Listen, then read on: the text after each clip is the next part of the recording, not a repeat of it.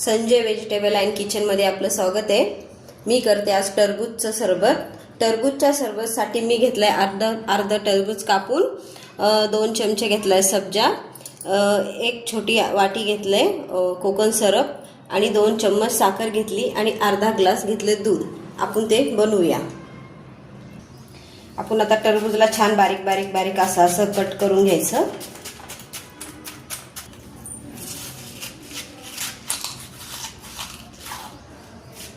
छान झालं बघा बारीक। आता आपण हे पातेल्यात काढून घ्यायचं।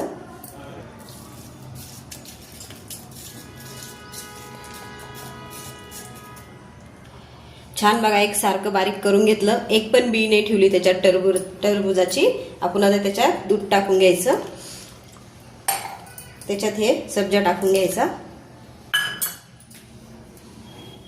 साखर भी टाकायची आणि हे आपलं कोकम सिरप टाकायचं। आता छान याला एकत्र करायचं।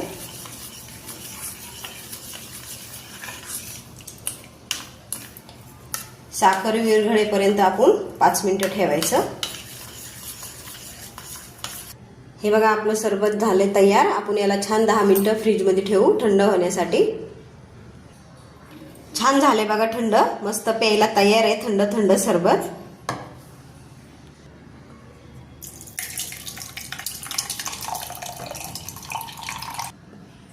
झालं आपलं तयार टरबूजचं सरबत। मस्त उन्हाळ्यामध्ये मस्त थंड थंड करून प्यायचं।